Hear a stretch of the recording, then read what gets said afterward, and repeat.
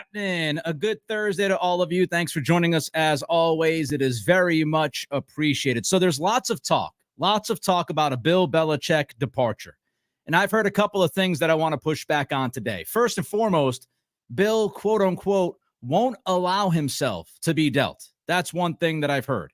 I've also heard that Bill Belichick has all the leverage in this situation, that he would be able to force Robert Kraft's hand on what to do with the head coaching position and GM position with this football team once this season is over. And a lot of people are confident that Belichick will have a say as far as how he is let go, if he is let go. And I completely disagree. I completely disagree with the assertions that Belichick won't allow himself to be dealt. I completely disagree with the assertion that Belichick has all the leverage in this situation, and I'm going to tell you why. Number one, head coaches under contract get dealt. It has happened multiple times in the NFL. Look at the history. Eric Mullen, NBC Sports Boston, going back months ago, wrote this. There have been 7 deals involving big-name head coaches over the last 25-plus years. All of these guys were under contract, right? These guys didn't necessarily want to leave. Some of them did want to leave, but there were contracts involved. Bill Parcells, 97, from the Patriots to the Jets. Mike Holmgren in 99 from the Packers to the Seahawks. Belichick himself in 2000 from the Jets to the Patriots. John Gruden in 2002 from the Raiders to the Buccaneers.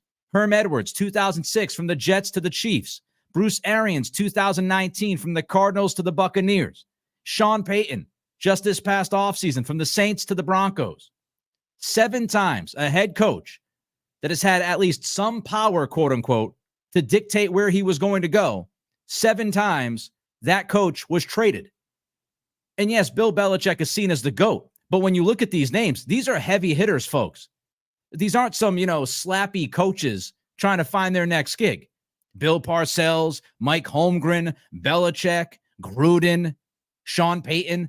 Those are some of the biggest head coaching names that we've seen in football over the past 2 decades. And every single one of those coaches was traded when the time came. 4 of those 7 deals, by the way, included a first-round pick. 5 of the 7 deals had at least a second-round pick. So the case has been, when a coach wants to go somewhere else and that coach is under contract, that coach is traded. And when the coach is traded, the team that trades the coach gets a first-round pick or second-round pick the majority of the time. That's what history tells us. Speaking of Sean Payton, from the same NBC Sports Boston story, Sean Payton was under contract. He was under contract with the Saints for 2 more seasons. So not only was he under a contract, that contract was 2 years in term. And he was still dealt from the Saints to the Broncos. That gave New Orleans some leverage because they had Payton under contract. If Bill Belichick is under contract to the New England Patriots, they have leverage in this situation. That's what we've seen from the NFL time and time again when we have this kind of scenario.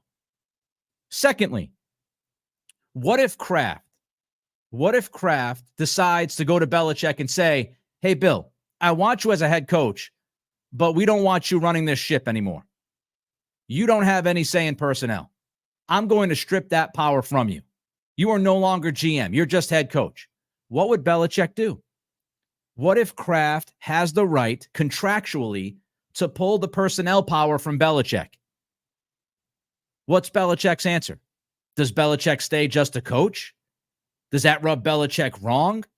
What if Robert Kraft walked up to his head coach and GM and said, you are going to coach or you are going to sit home for a season? Would Belichick at the age of 71, 72 years old really want to sit home for a year? Think about it. He's entering into his mid-70s soon, folks. He's not going to coach until he's 80. Taking a year off at the age of 71, 72 is completely different than taking a year off like Sean Payton did in your early 60s. Would Belichick be willing to acquiesce and just give up a season and stay home, go on his boat? I don't know what the hell he would do. Does he golf? I have no idea. So what if Kraft walked up to Belichick and said, I'm taking the GM power from you. You can coach. If you don't want to coach, you can sit home.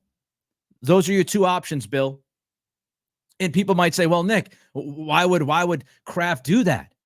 What if Belichick said he didn't want to coach? Okay, then you move in a different direction. And by the way, you have Drake Maye on the staff. You have Drake Maye contracted to you for multiple years. So Kraft has a security blanket. If Bill Belichick wants to play hardball and Kraft goes up to Belichick and says, it's either you coach or sit, and Belichick says, I'll sit. Fine. Then we'll just promote Drake Maye, or we'll go somewhere else and get another coach. We're going to have to do that anyway.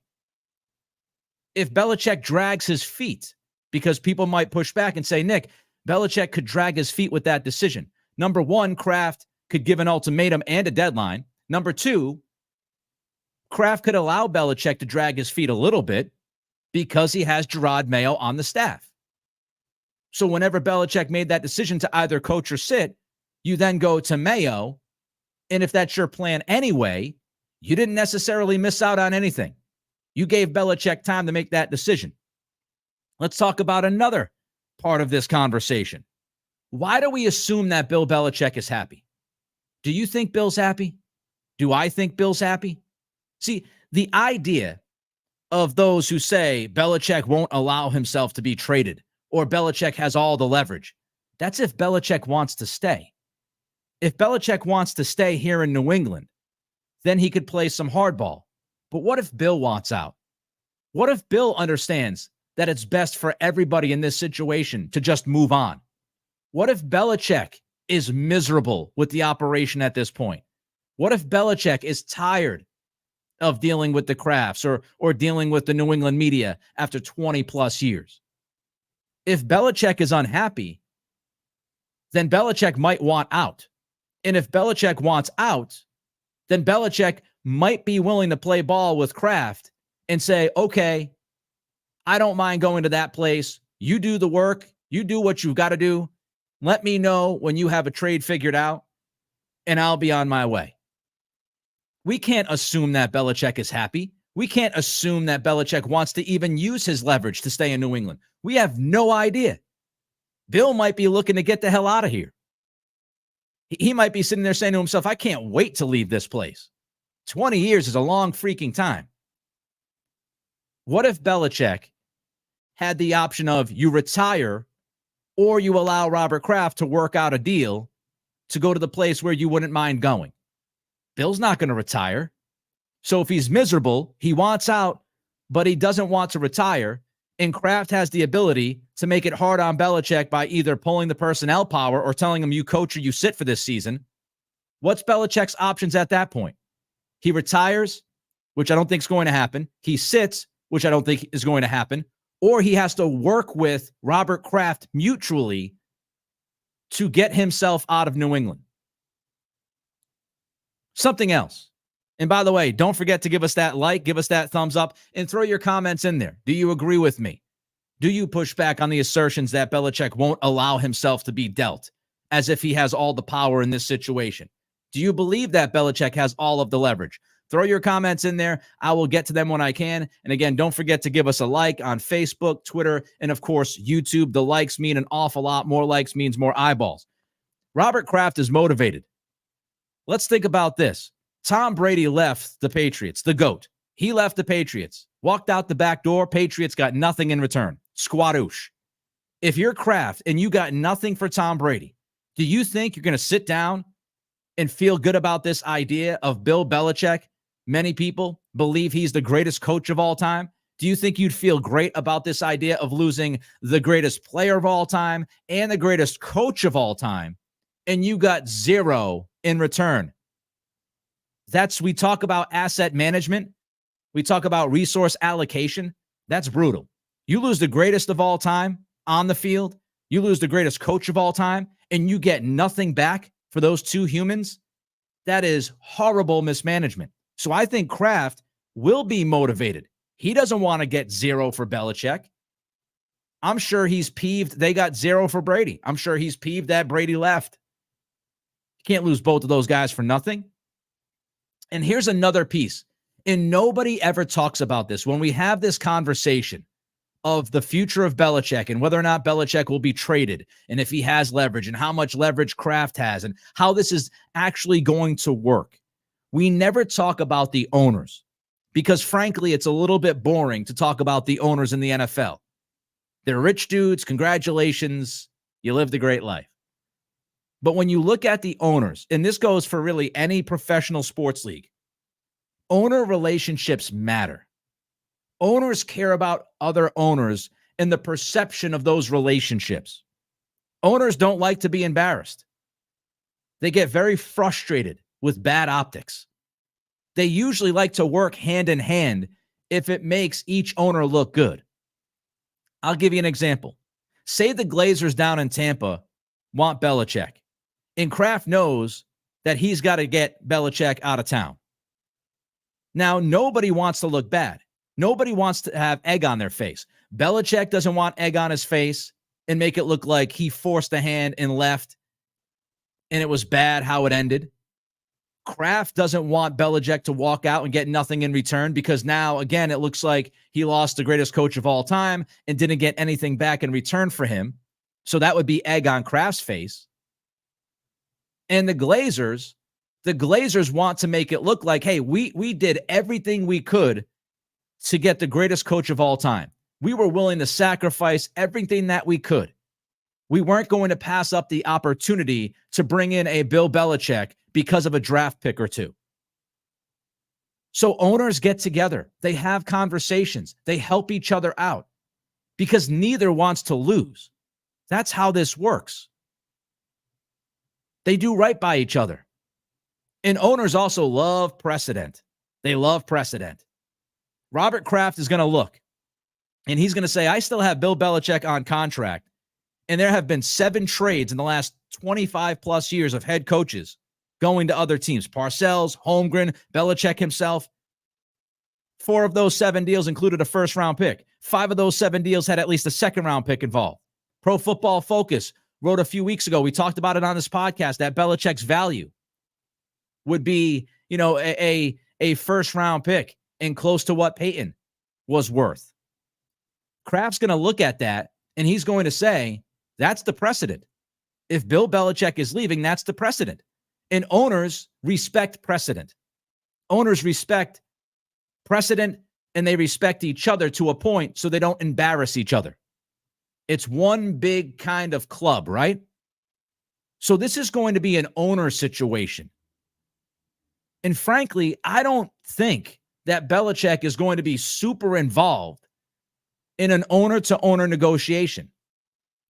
I don't think Belichick's going to walk into Robert Kraft's office and go, hey, can you put the Glazers on speakerphone? That's not how this works. There are levels to this, as Conor McGregor once said. There are levels to trades. And so when you look at this kind of trade would be owner to owner. That's the conversation that's happening. It's not GM to GM. No way in hell is that how this gets worked out. So if this trade is made, to think that Bill Belichick would have a big say in this is a reach to me because it would come down to owner-to-owner relations and what those two owners work out. And I would say we have no idea about the contract details of Bill Belichick, but I would venture to guess that Robert Kraft has some kind of protection within that contract. So I disagree with the assertions that Belichick is going to have all the say in this, that Belichick has all of the power. Yeah, Belichick is not going to go somewhere where he doesn't want to go. Belichick is certainly going to say, yeah, I want to go there. I don't mind going there, Robert. But I think that's the extent of the power that Belichick has. Because Kraft, if he doesn't like what's going on, he can just tell Belichick to sit. We don't know the conditions. If he can pull the personnel power, he could just say to Belichick, hey, look, you're going to coach, you're going to sit. So we don't know all of the details. And I think we're leaping to all of these grand conclusions of how this is going to go if Belichick is gone. And we're kind of leaping to this idea that Belichick is going to walk in there, put his junk on the table and say, I'm not going anywhere. We don't know. And I just gave you 7, 8, 9 reasons as to why Belichick could get traded once this season is over. Reasonable, tangible reasons why. Just gave you it. So we'll see what happens. There's another debate happening here in Boston and New England. I want to get to that as well. And that debate is about the quarterback position. Should the Patriots start with the franchise quarterback at the top of the draft, or should the Patriots work on surrounding the eventual quarterback first? My opinion's coming up. Don't forget to like on YouTube. Give us that thumbs up. Give us those likes on YouTube, on Facebook, on Twitter as well, or X, whatever we call it. And comment on the show. Comment on the thoughts. Do you think Bill Belichick has all of the leverage in the situation as this season comes to a close within the next few weeks? I want all of your thoughts there in the comment section. I will get to them when I can. All right, let's get to the quarterback conversation, okay? Quarterback or the quarterback surroundings. I've heard some people say that the Patriots should not draft a quarterback at the top of the draft. If they have the second pick, as they do currently, as we get ready for tonight's game, if the Patriots have the second pick in the draft, I've heard people say that they should not use that top 2 pick on a quarterback. It's an interesting take. It's an interesting opinion to have. Aaron Schatz, if you're wondering how great of a chance the Patriots do have at a top 2 pick, Aaron Schatz posted this week his DVOA simulation gives the Patriots a top 2 pick 50% of the time. Seth Walder from ESPN Analytics posted chance to earn a number 1 or number 2 pick through the late afternoon window last week. The Bears had a 93% chance of landing a top 2 pick. The Patriots had a 60% chance of landing a top 2 pick. As far as earning the number 1 pick, the Bears have a 72% chance and the Patriots have a 19% chance. So the Patriots have a really good chance of landing a top 2 pick.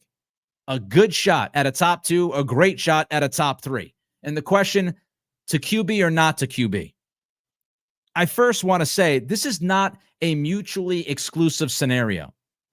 I hate the idea of, if you don't get a wide receiver, if you don't draft Marvin Harrison, then what are you going to do at wide receiver? Oh, no. If you don't draft a tackle, what are you going to do at tackle? This is not mutually exclusive. The Patriots, write this down, they're a part of the 70-75 club. What the hell does that mean? The 70-75 club. I don't know if it's catchy enough to have a t-shirt, but 3 picks in the top 70. The Patriots will be in a position to have 3 picks in the top 70 of the 2024 draft. That's the 70 part. They'll have $75 million at least of cap space to spend. The 70-75 club. So when we talk about this idea of, you need all of these weapons around the quarterback and you need to go out there and get a Marvin Harrison at the top of the draft, I don't necessarily disagree with the former. I do disagree with the latter. Finding a franchise quarterback is much tougher than finding a franchise wide receiver. Much tougher. There's no doubt in my mind of that. The toughest position to fill is the most critical position that you have to fill, and that's the QB. If you look at drafts over the past 5, 8, 10 years, the top 10 pick hit percentage for quarterbacks versus drafting a quarterback after the top 10, it's not even necessarily close. Yes, there are players that get drafted later and they work out. Lamar Jackson is one of them, obviously. Russell Wilson has been one. Dak Prescott is one. Jalen Hurts is another. Maybe Jordan Love in Green Bay. I'm not telling you it's impossible to draft a quarterback late in the first round or the second round or the third round or fourth round and hit. It's not impossible. But what I'm telling you is if you are a betting person, if you want the best odds of hitting on a quarterback and that quarterback becoming a franchise QB, if you want that to be the case, then your best option is to use a top 10 pick. That's what history tells us. There's a couple of things I would also like to discuss here before we get into the meat of the conversation. Number one, you have to believe, if you're using a top 2 pick on a quarterback, you have to believe that that quarterback can be a top 10 guy at the next level. And with that thought in mind, what are people saying about these quarterbacks? The Athletic had a great column about the quarterback position in this year's draft. especially on Caleb Williams and Drake Maye.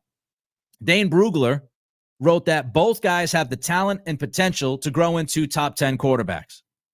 Nick Baumgardner from The Athletic says that both Maye and Williams are capable of entering a bad situation. This is crucial. Baumgardner believes that both Williams and Maye are both capable of entering a bad situation next year and making it better pretty quickly. And he writes, that's not something we always say about the quarterback at the top of the draft. Deontay Lee says that in terms of talent alone, both Williams and Maye can be top 10 passers at the next level. The consensus, everywhere that I've looked, everything that I've watched, everything that I've listened to, my own eyes watching these two quarterbacks play, everybody agrees that Williams and Maye have franchise quarterback talent. I have not seen one person come out and say, that guy can't be a franchise quarterback. I'm talking about legitimate college football analysts and pundits, guys that scour through all of these scouting reports and give you a draft mock as we get closer and a draft breakdown as we get closer. I'm not talking about Tom, Dick, and Harry who watch Saturday every once in a while. I'm talking about legitimate guys who get paid money to break these things down. And everybody, pretty much to a man, is saying these top two quarterbacks in this draft are franchise quarterbacks. They're not a Mac Jones. Everyone saw Mac Jones's limitations. We've discussed them over and over and over again. So that's what people think. Quarterback to me has to be a top 10 guy at the next level if you're going to spend a top 2 pick on him. I would also say, because a lot of people will sit back and I've seen this, yeah, but we've been burnt before. You're burnt before. Well, we have to believe that Bill Belichick is not going to be calling the shots. So we have to believe that that quarterback has a chance to be a top 10 guy. And the fan base and people watching this play out have to believe that the GM is actually good at their job, because there's always risk. There's always risk in the draft. You have to trust the idea that the person who's pulling the levers and making those calls is good at their job. More thoughts on this in a minute. First, click that like button and don't forget to comment. I would love to see your comments as we go along here on YouTube Live and Twitter and Facebook. Here's something else I would say to some people who believe you don't have to draft a quarterback in the top 2 if you get one of those spots, or maybe even the top 3 if Williams and Maye are there. You're not guaranteed another shot. You are there right now. If you have a top 2 pick or a top 3 pick, you are there right now. And I think you've got to take advantage of that. There is no guarantee that you're going to be in a position to land a franchise quarterback prospect in the next 2, 3, 4, 5 years. There's no guarantee. And again, the percentages tell you you have a much better shot of landing that franchise quarterback in the top 10, especially this year with these prospects, than you have later in the draft or the next few years. You're not guaranteed anything. People that want to get a bridge quarterback, you're not guaranteed that that bridge quarterback is going to be a bridge to something better. You have to take advantage of the moment. You're in a position to strike, and you have to strike if you're in that position. You're not guaranteed the next great quarterback, next year's draft, or 2026. You have no idea. What we do know is that the Patriots will have an opportunity, if you look at the analytics, of having a top 3 pick. And this year, as they have a top 3 pick, there are not one but 2 quarterbacks seen as possible generational talents. I don't know how you can look at that and walk away without a quarterback. I just don't know how. If you draft the right guy, and again, this is off the idea that this quarterback could be top 10 at the next level, and the idea that the GM actually knows what he's doing. If you select Williams or Maye, and they are who we think they are, and we, I mean as the draft community, right?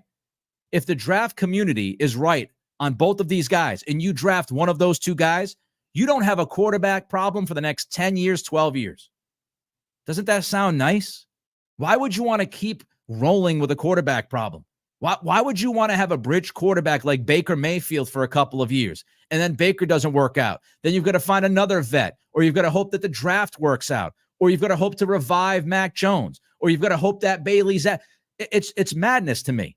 If you pick the right guy at that position at the top of the draft, The biggest problem that you could have, no quarterback, is solved for the next decade at least.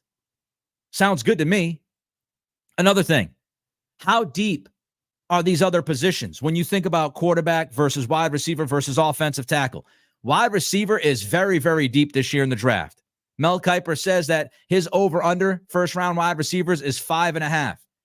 Kiper lists 8 guys as possible first-round picks at wide receiver. Dane Brugler of The Athletic has 10. I said 10. 10 wide receivers in his top 50. You have a much better chance of landing a number one receiver. Marvin Harrison, no doubt, is the number one guy in this draft, but you still have a great opportunity to land a number one wide receiver, an absolute killer at the top of the second round, or if you want to move up late into the first round, versus finding a quarterback that could be a franchise guy for the next 10 to 15 years. The numbers tell you that. The odds tell you that. Wide receiver is deep. O-line. Nick, how about O-line? O-line's deep. Oh, and by the way, wide receivers, how about free agents? T. Higgins, Mike Evans, Calvin Ridley, Hollywood Brown, Curtis Samuel, OBJ, Michael Pittman Jr. So not only is the draft very deep, you also have a good free agency field at wide receiver. How about the offensive line? Also very deep. Dane Brugler has 8 offensive tackles in his top 50 this year. 8. Brandon Thorne, who is an expert at trench play, he posted about this offensive tackle class. This tackle class has an unreal amount of talent in it. Most tackles taken in round 1 over the last 12 drafts was 6 in 2020. I think it's a good bet that this class exceeds that number. Special group. So wide receiver, deep, and some would say special. Offensive tackle, deep, and some would say special. Quarterback, you never know. I mean, this to me is such an easy decision.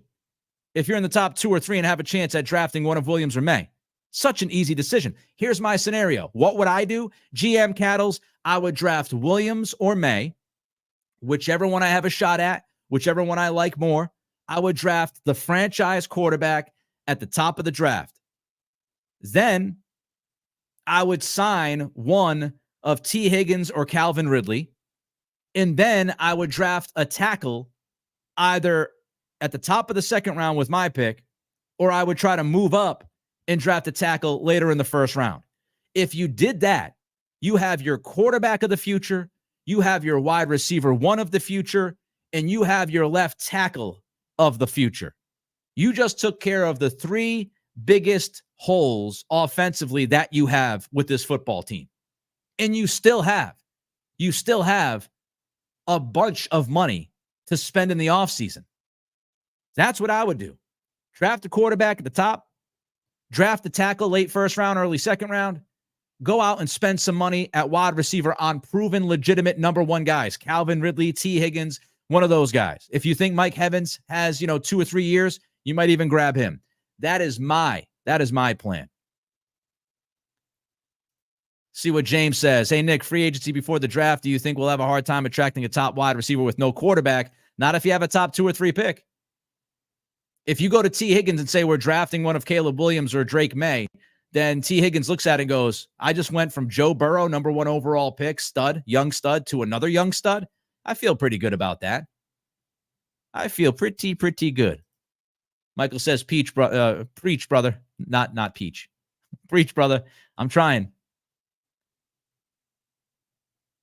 The high first round pick. Top 10 pick gives you the best chance to land that franchise quarterback. All right, quickly, some Steelers-Patriots thoughts before I bid you adieu. Trubisky versus Zappi. I think the game's going to be ugly. We all think it's going to be ugly. Over-under of 30 feels right. It's going to be a fist fight in a phone booth. Turnovers, though, can change it all. You have a couple of turnovers, could equal scores, and all of a sudden, it's a vastly different game than we all expect. TJ Watt versus Mike Onwenu could be a big problem. Onwenu had a terrible game on Sunday against Khalil Mack. And I still have Micah Parsons PTSD. So they've got to do something about Watt. They've done a terrible job of eliminating the top pass rusher of the opposition.